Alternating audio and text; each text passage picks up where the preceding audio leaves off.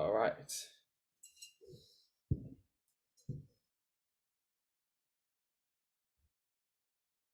Hello.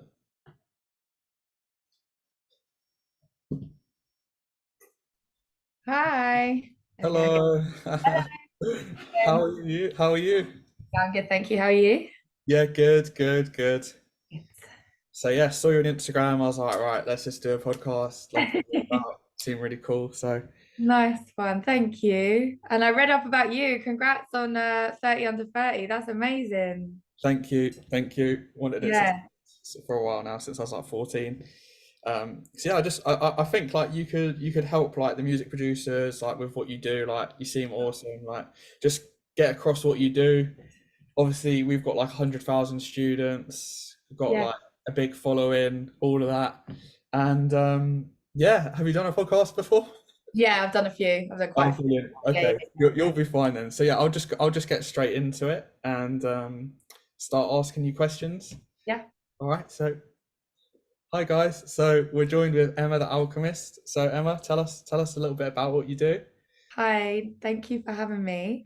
So I am the founder and creator of the Movement is Medicine method, which uses dance, music, and meditation to help people release stress, trauma, emotions, and just come back into their bodies. And it's been verified by neuroscience. So it's doing a lot for people at the moment, which is great. That's absolutely amazing. Yeah, we're so happy to have you on the podcast. Like, saw what you're about, and I was just like, yeah, we've got to get her on. Like, she's gonna help some people. So yeah, Bless you. we're kind of going down that route at the moment. Got some big news to announce next week on that front. So yeah, just want to help people with the mental health crisis going on at the moment. You know, everyone goes through a bit of trauma, and I think music is medicine, and it's probably the Yeah. best way to deal with these issues, and it's accessible to everyone. You know, Yeah. we've got problems with the NHS at the moment with supply and demand of therapists and helping people. So I just think it's great that you're doing something to help the younger generation and people who might be struggling with things that maybe you've struggled with in the past. So what kind of got you into it and are you stuck at it? So you must be pretty good. So tell us a little bit more about Well, I actually had a career in the music industry for many years, working with DJs and producers predominantly.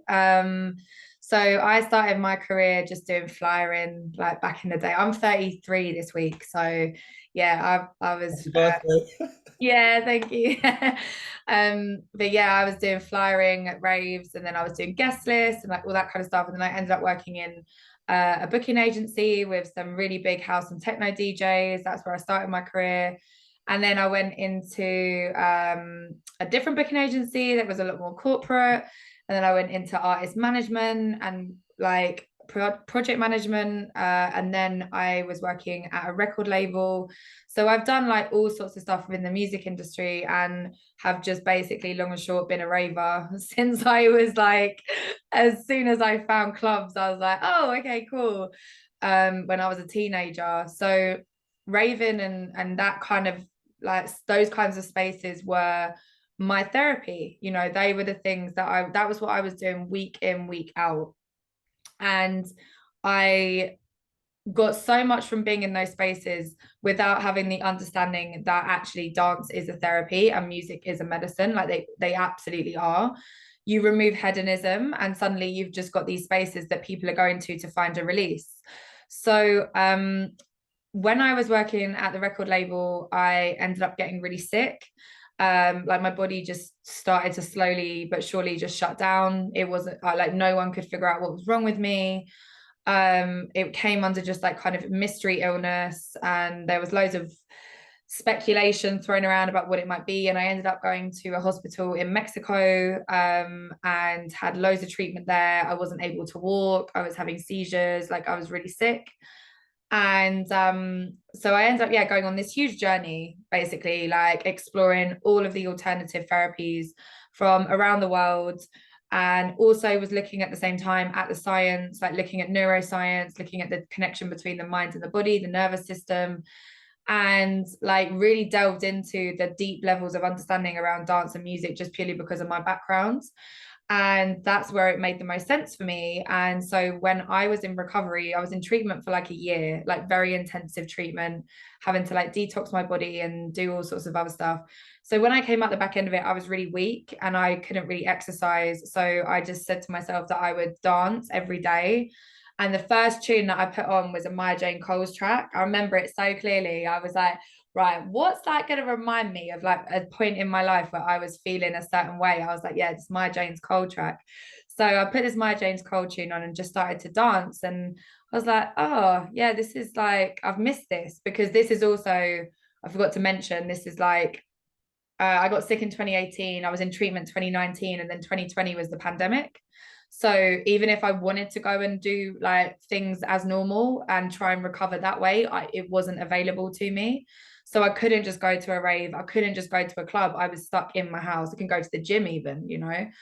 So yeah, so I made up this promise to myself. I was like, right, well, whilst this is all going on, I'm just going to dance. And so it became a thing. I started putting it on Instagram, and by this point I was doing stuff on Instagram anyway, just like teaching people about kind of like alternative health, natural health, holistic health, whatever you want to call it.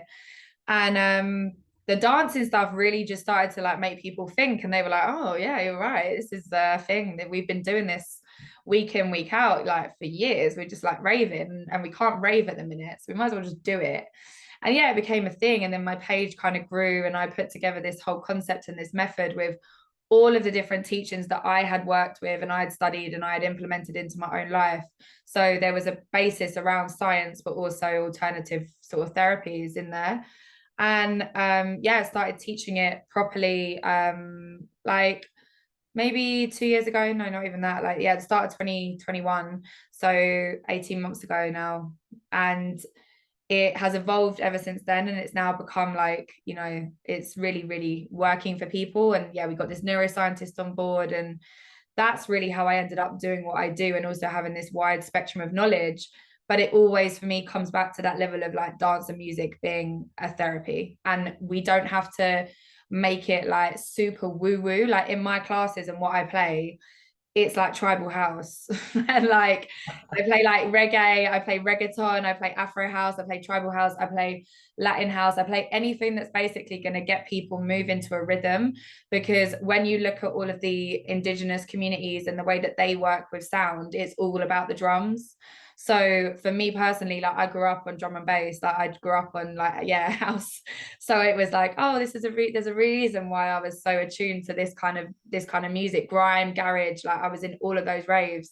So it just started to make a lot more sense to me. And then I realized like whether or not it's a drum circle that is absolutely, you know, you find them in London all the time, or you go to Ministry of Sound, for example, like you're going to get a release of your nervous system in some capacity, because that's the science behind it. So yeah, that's how I work. Amazing, absolutely amazing. Yeah. Do you think environment has a role to play? Like, for example, you know, when you go to a rave in a warehouse, it's slightly different to a rave in a club, and you kind of feel a different energy about things. Yeah, I Sim- definitely feel that there's a massive part to play, because it's even the same as why are festivals so different to just go into a rave in a nightclub. There's a reason, and it's all about the environment in relation to connection. So in a nightclub, essentially, like when you understand that how the human body works and the mind works, we are sensory beings. So people might have heard of being like sensory overload. That happens a lot with people that are maybe on the spectrum, for example. But human beings in general, like no matter what, you can come into a space of feeling like overloaded with sensory options. So that's what, like in my opinion, people that maybe have social anxiety, there's a reason you're overstimulated with the amount of people, the amount of energy, the amount of noise. So when you're raving in a field, and you're able to just connect to a tree or the floor, which is grass, like you're going to immediately feel much more grounded than you are in a nightclub. So I feel that it's really important as well for people to understand that they can create and fathom like safe spaces on their own without having to go into environments that actually trigger like a kind of sensory overload, because that's why then people end up having to sort of like, well, not having to, but they make a choice to go down a more hedonistic route, whether that's drugs or alcohol, because they're so uncomfortable. Whereas actually what the sort of remedy for that is to come back into the physical body and dance, like literally dance. That's why people enjoy it so much. It's like the one thing that people want to do, no matter what culture you're from, no matter what country you're from, no matter where you've grown up, everyone wants to dance. And in those spaces, there is no judgment either. This is the thing, especially not in festival world. Festival world is like, be as free as you want to be, and like people dressed up in all sorts of costumes and all the rest of it. And that's us coming back to our most like childish, authentic self, which is essentially why we love it all so much.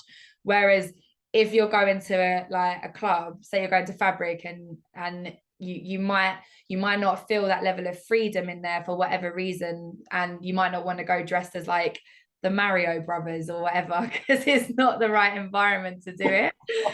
So this is like weighing up these kinds of options as to like why and what kind of environments you do want to put yourself into, which is something that I'm trying to work on at the moment. Is like, I really would like to bridge that gap between rave culture and then kind of like more, well, what is like conscious community culture, which is ecstatic dances. And the thing is that most people that are not on a health journey or a self-development journey in spirituality, they're not going to have heard of what an ecstatic dance actually even is. But essentially those spaces are there for you to feel free and to move in whatever way you want to move. I just personally feel that there's a massive middle point that people are missing here, and we don't have to go from one extreme to the other. There can also just be these spaces that we can create together that are still with like DJs that would go and play at a Fabric or a Ministry or wherever else. I can't even think of any more venues that are over. That just shows you how long it's been since I've gone out. But like, yeah, like you're going to play at those parties, but you also are like, yeah, I want to come and play here. It's a sober rave, and like people just want to come and dance and move and whatever, but it's still to like DJs and music that they've heard of, that they actually enjoy. So that's something that I'm trying to work on at the moment, because I think it's important to bridge that gap, because in my opinion, there is no separation between healing and life. There just isn't. It is the same thing. And we have, as a society, created a complete like polarity between the two. So it's about changing our understanding of consciousness and like what we're actually here to experience, which is all of it together. You know, we're here to experience the good, the bad, the ugly, but when we also put ourselves into spaces that we enjoy, that's the most healing thing in the world. So we can bridge that. Amazing, absolutely amazing. So you're kind of like a phoenix rising from the ashes, and like maybe the pandemic, you kind of use that in your stride, and built something Yeah. that is beautiful and is helping people. So hats off to you for that. Like that's a Thank really, you. really good achievement. Thank you. Yeah, we continue to grow. It's for me, it's about like spreading the message and getting the word out more than anything, because once we're able to just explain the why, you know, this is the thing in business, right? It's like, what's the why? Why do you need something, or why do you need to do something? And then here's the how. So that's what we're on. Well, I say me. Me I'm a very, too. Me too. I'm on yeah, it as well. yeah, me. I am on this mission at the moment to just sort of like put this into as many different people's, you know, like spaces, whether that's in real life by doing workshops, whether that's online, whether that's by doing podcasts, like whatever it is, just to start these conversations and just to get people into a different mind space about how we can really utilize our lifestyles as healing. Mm. Do you think that our purpose, we're kind of here to help people heal, and if we all kind of took a little bit of inspiration from your mission and we all helped heal each other, maybe the world, we'd have a few less problems, and people would kind of get on a bit better, and then we kind of look out for each other a bit more. Like maybe that's kind of a culture we need to adopt. Yeah, I think it's a definite culture we need to adopt. But I think that before we get there, I think that what needs to happen is that people start to generate self-awareness. Because I think for me personally, like talking about spirituality and what spirituality means to me, it means self-awareness. And if you have self-awareness, you automatically have awareness of others. And then authenticity.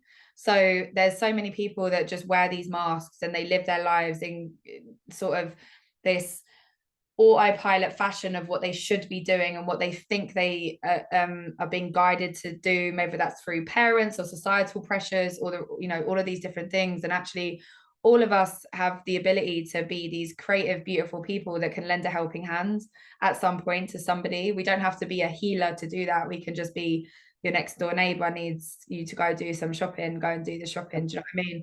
So it's like in that way, that's how we can generate healing within our communities, because we heal in community. We do not heal in isolation, which was, in my opinion, like, one of the biggest issues with the state of the way that the pandemic played out for such a long time, is isolating people to that degree. Of course, we're going to have a mental health crisis because humans are literally wired for connection. And so you've literally removed all community aspect from society across the world. People are going to suffer and they're going to struggle with that. And we're going to have to pick up and rebuild those pieces. So who and what is my skill set to be able to add to society and add value into this whilst this is happening, whilst we're, putting the bricks back together. And, even with what you're doing, it's like you're giving people a creative outlet. So in its own way, as I believe massively, music and movement is medicine. That is my my brand. It's literally, I've trademarked movement is medicine and I've trademarked music is medicine. So I've got these two brands like that embody what it is that you're teaching. So it's like, in your own way, you're creating that community, you're creating that healing space by creating connection through music. And obviously, because it's DJing, I'm assuming that people are likely going to be dancing. So There's lots of dancing, lots of connecting, lots yeah. of good vibes. Yes. Yeah, our missions are quite linked in a way, but yeah, it's good. Like, we're both trying to make the world a bit of a better place, helping people. Yeah. It's nice. It's nice. Like, it's what I've always wanted to do as well. Like, and I never knew how I was going to do it, but we figured it out. So Yeah, exactly. And it will continue to evolve. You'll be like one day, oh, I've figured out this is the way we're going to do it, and then it's like, no, you turn, and it just, that's business at the end of the day. But it's like, as long as the mission is the mission and that the values don't change, then it goes whatever way it needs to go, really. exactly. I think at the core of any business, if you just want to help people, like, you're in for it, and you've got a bit of skill in that area. Like, it's a lot of factors kind of combining, but once you've got it right, the sweet spot, like, you're pretty good to go. Like, you can just aim to help as many people as possible. Yeah, totally. And that is the key in all of it. It's like coming at it from pure intention. If your intentions are pure and you're coming at it from your heart, you're not coming at it from a ego-driven kind of fear-based mentality of just like, I've got to be the best and I've got to do this thing and da da. And it's like, you're going to reap the benefits naturally that are going to come because your heart is in the correct place. And that's a beautiful way to exist in this world. Yeah, it's what we need in the music industry. There's a lot of big egos, and being someone who's been in the music industry for a while now as well, like, there is an element of things I'd like to change. So it's partly why I set this up, to make the industry a better place, make it a safer space for people, improve the community aspects of things, just help the grassroots, and Yeah. connect with other like-minded individuals, and just help make it better, because the music industry could be a better place. And with this new age of technology and stuff, like, we can reach places that we couldn't reach before. Everyone's just a message away, and you can just connect with people that you wouldn't have had the chance to connect with if it wasn't for these platforms. So it's good to have these in place, so we can help people. And yeah, no, that's good. So tell me a little bit more about the somatic meditation, and some of your practices that you use.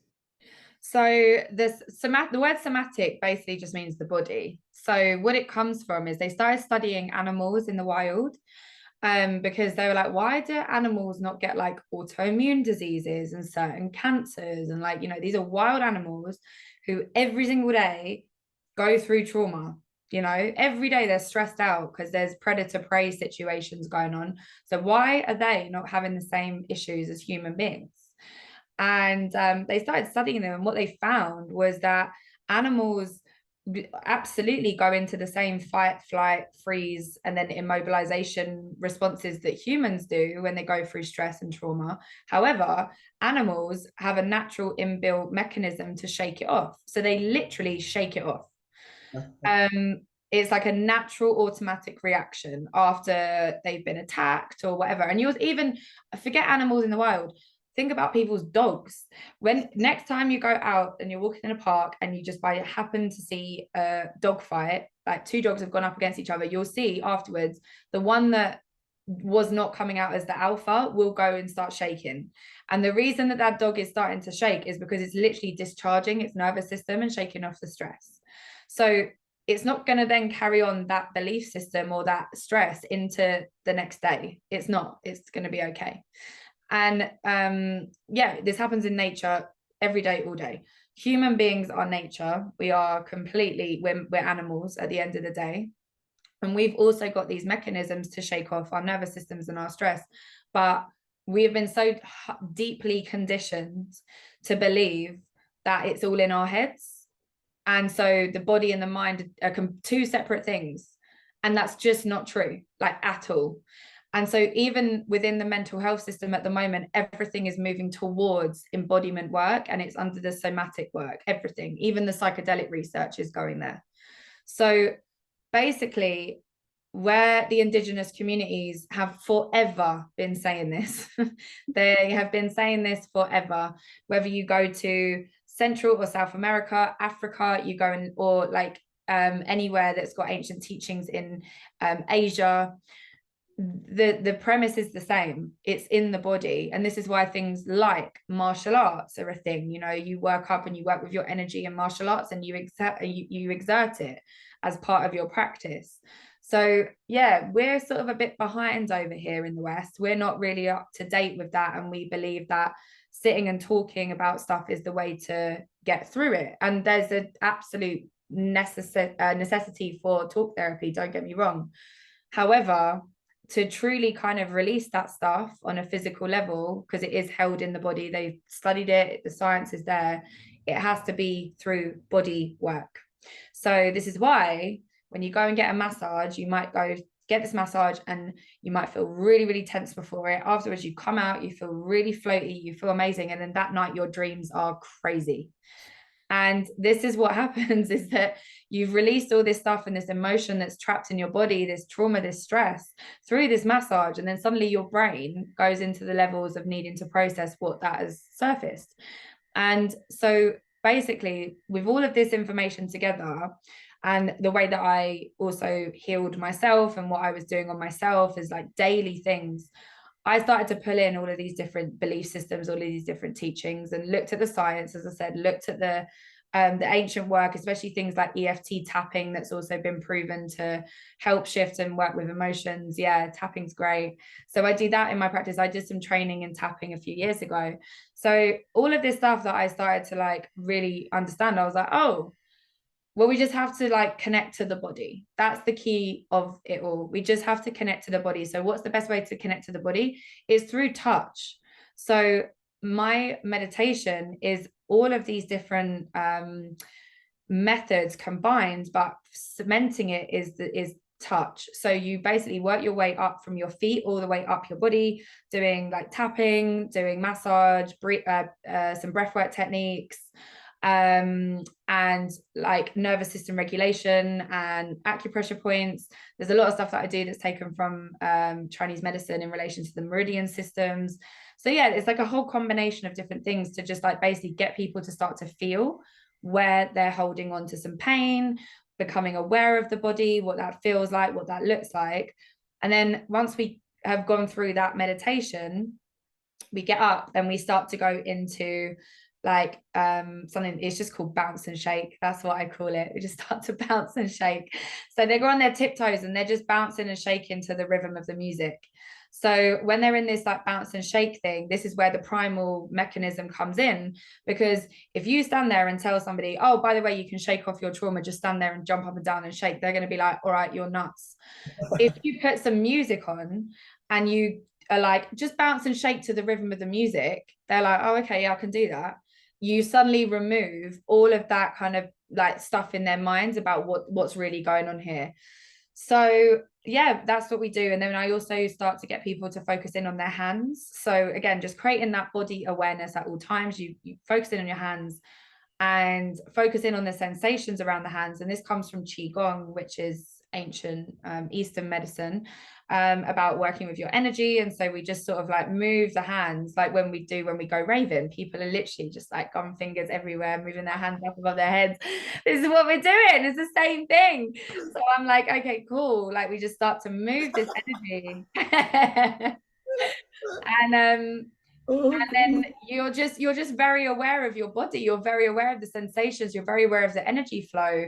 And then I just essentially like tell people to keep your eyes closed and just keep dancing. And that's the simplicity of this method. It's so simple. It's literally, so this is what I'd sort of like compare it to, really, is like Wim Hof tells people to have cold shower and breathe.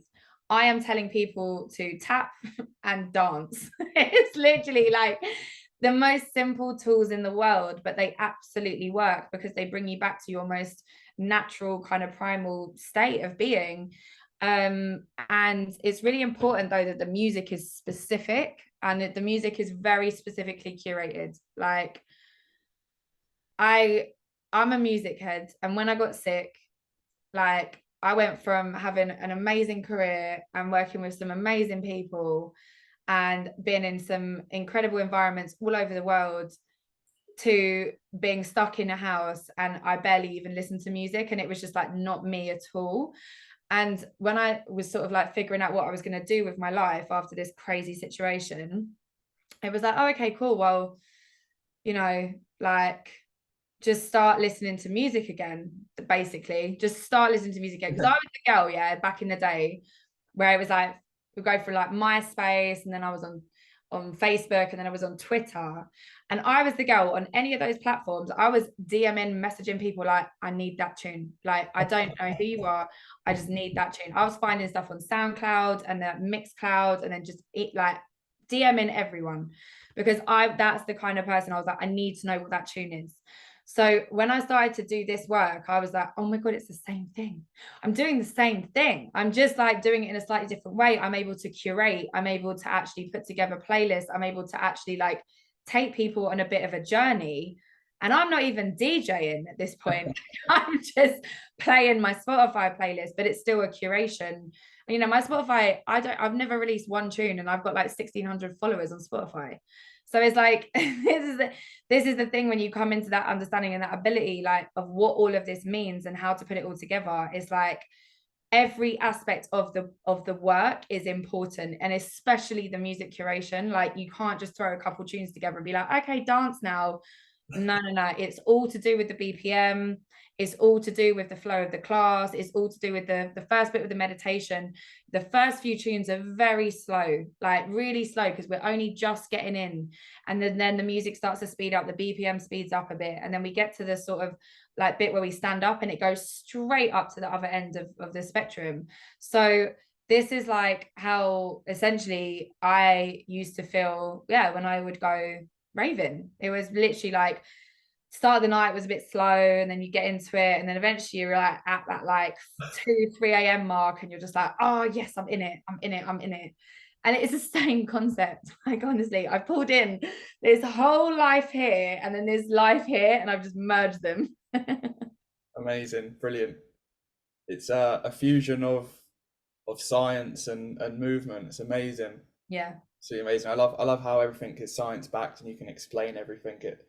It makes things a lot more interesting for people who want to learn more. Like, Yeah. I'm learning a lot here, so I love it. I love learning. So, really, Yeah. And this is the thing as well, is that I find that we can be very scared by the mental health conversation. We can be very scared by the trauma conversation, 100%. Like, people are really not comfortable talking about their stuff. Like, I get it. But then this is why this work is so profound, because we don't have to talk about anything.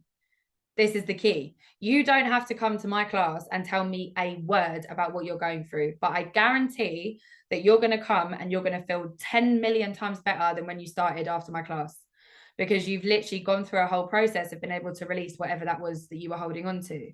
And I think that in a world where we're so dominated, especially by men, like, I'm really grateful that you've asked me to come on here, because as a man, just in general, you're likely going to have even just like your 5 mates. Send this to your 5 mates. I'm like, okay, cool, that's 5 more men that have heard what I do, because I tend to attract more women just purely because I think I'm a woman, and that's about it. I don't know why else. That's the science, guys. Yeah, that's about it. But yeah, I tend to attract a lot more women than I do men. Men do come, but it's just that it's a lot less. How And I come? really want to, yeah, it's like, but yeah, for a whole class. So I had a class on Friday in person, and there was like 23 or 4 people in there. One was a guy, and the rest were all women. So, Wow.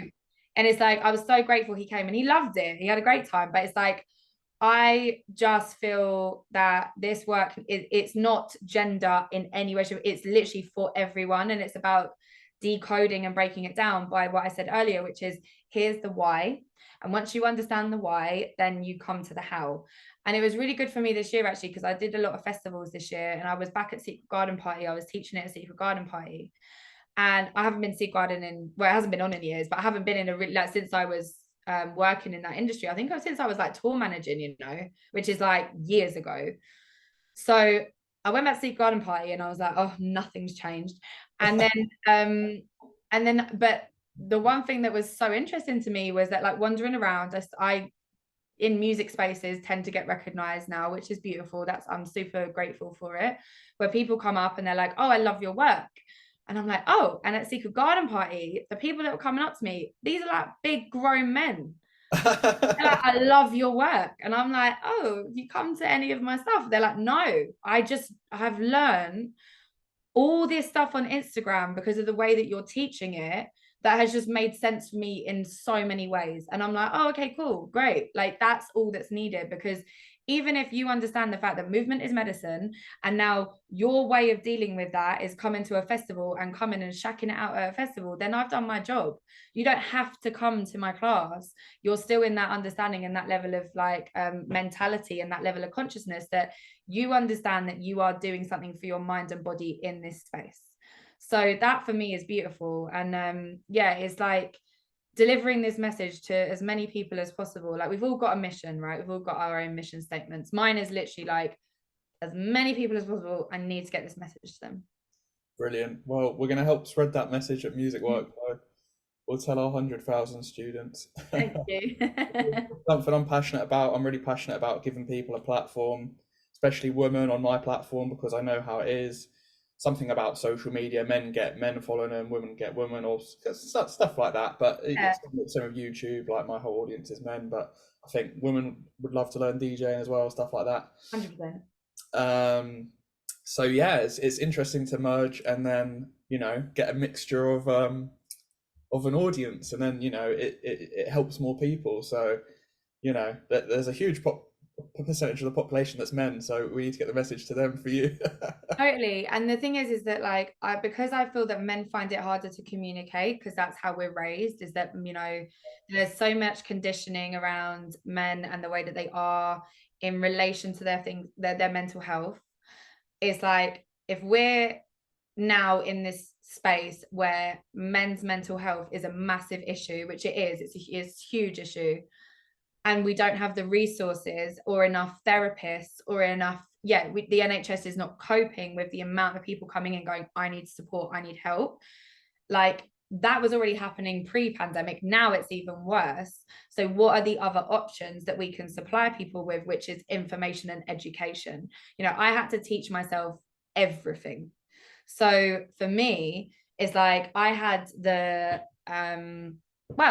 I had to. There was no other choice. It was like a life or death, scenario. So it's like, okay, cool. Well, I'm going to learn all of this. And then out of the back end of that, I'm going to teach it, because why wouldn't I? People need to know this information. And there's so many people that are like needing to just understand why they feel the way that they feel. And as soon as they understand why they feel the way that they feel, and they understand like what trauma even is, what stress actually is, you know, I still get people messaging me like, no, I've never had any trauma or stress in my life. I'm like, that's just literally not true. Like, it's Everyone's had trauma. everyone, it's just literally not true. But people like to live in this kind of like, trauma has to be war and like these catastrophic, crazy, big things. And actually, yes, that's true. That is a type of trauma. But there's others, and also the other things that activate us in our day-to-day life are essentially just leaving us in these stress responses. And a stress response is literally bringing us into fight, flight, and freeze. So when you're dysregulated and your nervous system's not functioning properly, then you're not functioning properly. Like, it's that simple. So what are your definitions for stress and trauma, just for the listeners? Yeah. So trauma, as a definition, and this is like what it really is sort of broken down into, is like, is anything that is a perceived threat to your life or body autonomy, basically. So anything that's a perceived threat, which is a super important word to understand, because everyone has a different perception.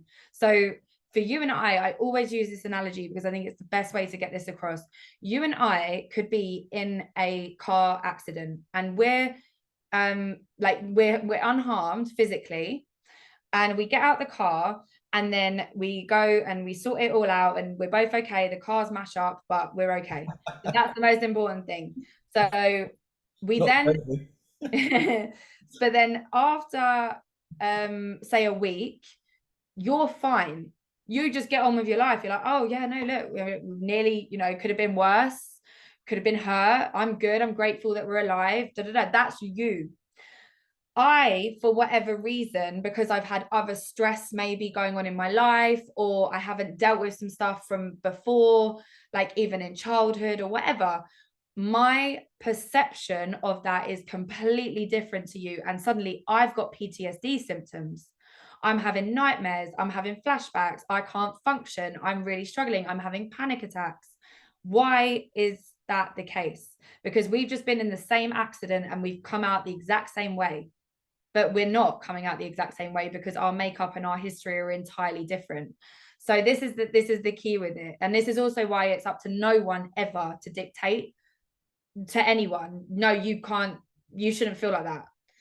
And it's like, that's not how it works. So that's trauma. And also trauma is also broken down into big T and little t. So the big T's are the things that I said, like, you know, war or like death or illness, like those are the kind of big traumas. And then there's little traumas. So these are things like financial difficulties, like maybe you've lost your job and you're panicking because you don't know how you're going to feed your wife and kids.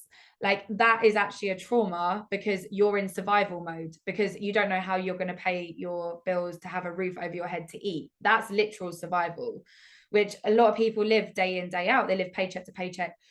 This is what they're living their life on. So the little t trauma is stuff that also builds up over time, but they generate trauma responses, which is, you know, this is stress. This is what stress is. But the trauma responses that it governs are these nervous system responses, basically. So it's the fight response, which is where you want to get up and you literally want to fight the opponent. Imagine you're being attacked by a bear. You're going to fight the bear. That's the fight response. The flight response is, I need to run away from this situation. So that's, I'm going to run away from the bear. And then the freeze response is the shutdown, and that eventually goes into immobilization. And that's where we see animals playing dead. So this is, if the bear comes along, you play dead.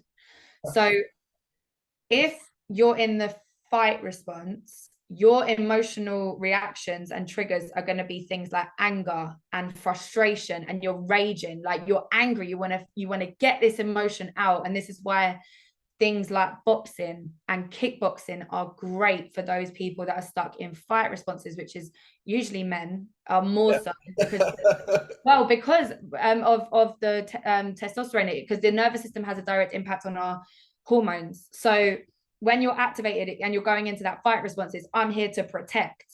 I'm Yeah. protecting myself and I'm protecting my village. This is like tribal, you know, warrior stuff, right?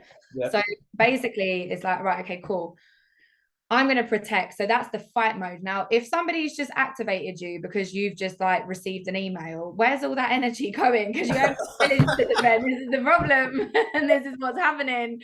And then that energy is then being taken out into the streets. And then lo and behold, we have problems and blah, blah, blah. So the fight response has to be dealt with. Now, dance, when you go raving, that's a very, very good way to get rid of that fight response, because you're literally just like, you've seen it in clubs, people just going nuts. Like especially to certain genres, you know, like that's why I think drum and bass is so powerful, because drum and bass is just a genre that people really, really go, like their bodies just move super quick, and a lot of men love drum and bass. I do believe. Yeah, I grew up on it. I love it. It's like my first love. And it was like, you know, I think there's a reason for that. I think there's a reason for that because there's a lot of people stuck in that fight response a lot of the time. They would need to get that aggression out, that anger out. The flight response is going to invoke anxiety. It's going to invoke worry. It's going to invoke anxiousness. And remember, these are all things as well that we feel, right? These are all things that we actually feel in the body. They're not just emotions that you just go, yeah, I'm angry. But it's like, if you actually felt that anger, where is it? It's bubbling in my throat. It's in my chest. This is the somatic work. You start to understand where your body is responding. So, that's what the flight response is all about, is like observing where that anxiety lives, where it is, what it is, and then just basically understanding that you are in a response that is making you want to run away because you don't feel safe. So what do you need to do? You need to just come back into your body and release it. And then the freeze response, which is the most interesting one to me personally, because I believe that most of society are stuck in freeze, in my opinion. As in, not most of society that have got things like depression. So when you meet people that are anxious, they're really, really on job, right? People that have got anxiety, there's high functioning anxiety and then there's crippling anxiety. Don't get me wrong, I'm very aware like of the difference. I like people that have high functioning anxiety, when they're in those flighty responses, I'm feeling really flighty, they get loads done. But when you're in freeze, that's when it goes into like depression. So anxiety is associated with the flight response and depression is associated with the freeze response. And this is where things can get really heavy and we get stuck and we literally feel stuck and you can't think and you can't move and you can't talk and you're just like, I just don't feel like myself. And the reason is because your nervous system has been so overloaded. It's come out of the fight and flight response because you haven't brought yourself back down into neutral, and it's gone up a level into hyper arousal or hypoarousal, sorry. So when you're in that stage and you're just in complete overwhelm, you just shut down. And when you shut down, the only thing that is going to bring you back out of it is literally movement and breathing. Because what you're doing when you're moving and breathing and you're coming out of these responses, you're reminding your nervous system and your body and your mind, I'm safe and I'm alive and I don't have to be shut down, but I just need to work with my nervous system in this present moment to release this stuff that is making me feel like I'm essentially preparing for death, because that's what we would do in the wild. In the wild, when animals go into the freeze response and immobilization, like all of their like energy and resources goes to their vital organs because it's trying to sort of like protect them. So that's also why people end up with things like fatigue and they just have no energy. It's because your energy has been zapped and it's been sent to all of your vital organs so that you can actually do like function, like your heart, your liver, your kidneys. It's also not really going to your brain. So that's why people get brain fog, because they can't. And then there's like, I've got depression and I can't think straight. And this is obviously just one example. There's also things absolutely that add into this, like other parts of lifestyle, nutrition, how much are you drinking? You know, it's not just that's it. There's other things here that need to be looked at as well. But I personally think that it's like one of the biggest things as to why people are going into these like stuck responses. You hear about people that go into a state of depression after something traumatic has happened, something as bad has happened, and they don't come out of it because they're stuck. Yeah. Stuck in a response. Literally, they're just stuck in a response. And as soon as they have the resources to bring themselves out of that response, then everything changes. Yeah. It's hard to get yourself out of that pit. Yeah. you're stuck in it and you're like, right, I'm fucked. And you're trying to get out, just digging a deeper hole, and you're like, can't really see a way out. Yes. So I But this, guess, this is why people have to know why. Because the amount of people that I've, educated on this, and as soon as they understand why they feel that way, they suddenly have so much compassion for themselves. They're like, oh, now it makes sense. And now I'm going to do what it is that I know is going to be good for me to get myself out of this, because I finally get why I'm here. So this is the key, the why into then the how. So because I was like this, I was like this adamant person. I went on this, when I got ill, there was like loads of stuff that happened before that, especially within the Western medical system, where like I just had loads of random health things, but like really serious. And it was just like one thing after the other. And they just could not tell me what was going on. And I was like, why is this happening? I am 25. I should be fine. And they were like, no, it's not connected. I'm like, what do you mean it's not connected? I've been in and out of hospital for 6 months with 3 different like separate things. Like, this is nuts. And they just couldn't tell me the why. So for me, whenever somebody goes, oh, I think you just need to do a bit of yoga, I'd be like, no, I'm not doing yoga. I don't understand what's wrong with me. As soon as I understand what's wrong with me, then I will go and do what I need to do to get myself out of that space. And yoga was never my thing anyway. So I ended up going into like understanding it from this level of perspective, which was my nervous system after so much trauma was stuck. Because I've been to the GP before, and just, as I said, like this year in particular, I was diagnosed, like basically I had a really serious kidney infection. I had to have a catheter. And then I broke my arm like a few weeks later. I got tripped over in the street, broke my arm, and then I ended up having this really serious condition called CRPS, which is complex regional pain syndrome, which is basically like, on the pain chart, it comes above amputation and childbirth. Like, it's really, really painful. And it's all to do with the nerves. And so I had this thing, it went on and on and on, and it was super confusing. I was in agony, no painkillers. I was put on opioids, the whole lot. It's like a whole madness. And then, so that went on and on and on. And then it never really went away, but it just got a bit better that I could actually cope. And then literally like 3 weeks later, I went into hospital and they took out my appendix because I had abdominal pain. And it was just like, that was in the space, all of that within 6 months. So it's like, I then went into the GP because I was so low, like just so low, like my essence, my energy, my vitality, my life force gone. And I went into the GP because my mum took me. Bless her, she doesn't take me there, and she wouldn't take me there anymore. She's learned her lesson. Yeah, she just took me in, and he was like, well, think you're depressed. And I was like, of course I'm depressed. Have you just heard about what's happened in the last 6 months? Obviously I'm depressed. And he was like, oh, well, here's your medication. And I was like, well, I'm not going to take this. I knew better, because I was like, of course I'm depressed. It makes complete sense to me, because I've just been through some really serious like shit, like really serious body stuff. And what ended up happening at the back end of that was like, I changed my whole lifestyle after that anyway, because that year really took me by surprise. So I stopped drinking. I was going to see like healers on the weekend, having like body work done, like went into therapy. Like, I really started to just like understand what was really going on. So I was quite young when I was doing this. I was only 25.